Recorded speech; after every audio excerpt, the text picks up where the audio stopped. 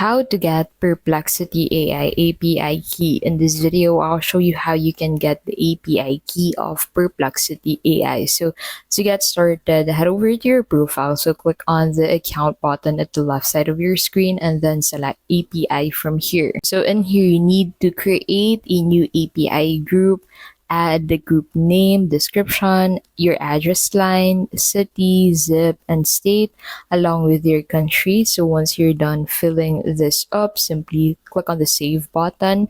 And then once you're done with this, go ahead and click on API key at the left side of your screen under billing. So that will allow you to view your API keys on Perplexity AI. So you can create an API key by adding a payment method to your account and buying API key credits.